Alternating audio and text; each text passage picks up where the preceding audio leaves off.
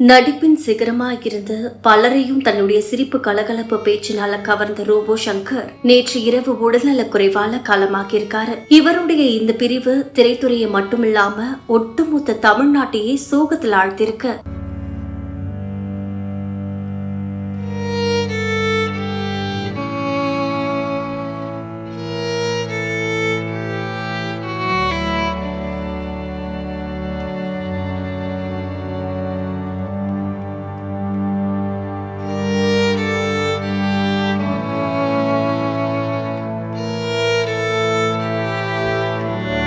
ஆரம்ப காலத்துல சங்கர் கிராமத்து நிகழ்ச்சி ஒன்றுல கலந்துகிட்டு ரோபோ நடனம் ஆடியதாலதான் ரோபோ சங்கர் என்ற பெயரை பெற்றிருக்கிறாரு. டிவிகள்ல ஒளிபரப்பான நகைச்சுவை நிகழ்ச்சிகள் மூலமா தான் ரசிகர்களோட கவனத்தை ஈர்த்த ரோபோ சங்கர் முதல்ல 2007ஆம் ஆண்டு தீபாவளி திரைப்படத்தின் மூலமா தன்னுடைய நடிப்பு பயணத்தை சினிமாவில தொடங்க ஆரம்பிச்சாரு.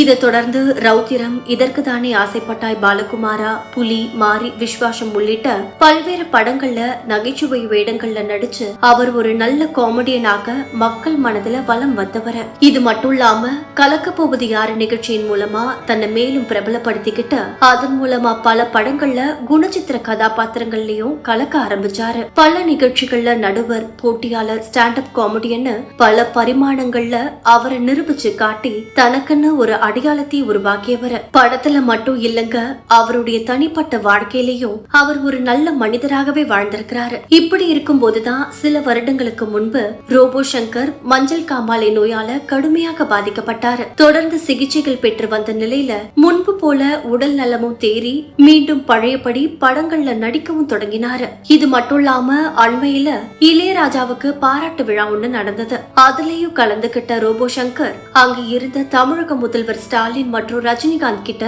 ஆசீர்வாதம் பெற்றுக்கிட்டாரு. நன்றாக இருந்த மனிதர் ஒரு சில நாட்களுக்கு முன்பாக சென்னையில படப்பிடிப்புல இருந்த போது திடீரென மயங்கி விழுந்திருக்காரு. உடனடியா அவரை பெருங்குடியில இருக்கிற தனியார் மருத்துவமனையில சிகிச்சைக்காக அனுமதித்த நிலையில சிகிச்சை பலனின்றி நேற்று இரவு உயிரிழந்திருக்காரு. வெறும் 46 வயதான ரோபோ சங்கரோட மறைவு திரை உலகத்துல கடும் அதிர்ச்சியை ஏற்படுத்தியிருக்கு. அவருடைய மறைவுக்கு அரசியல் பிரமுகர்களும் திரையுலகினரும் ரசிகர்களும் தங்களுடைய ஆழ்ந்த இரங்கலை தெரிவிச்சிட்டு வராங்க. தன்னுடைய நகைச்சுவை பேச்சினாலும் திறமையாலும் மக்கள் மனதுல நீங்காத இடம் பிடிச்ச ரோபோ சங்கரோட இறப்பு பெரும் சோகத்தை ஏற்படுத்தியிருக்கு. இவர் மறைந்தாலும் இவருடைய பேச்சும் நகைச்சுவையும் என்றுமே மறையாது.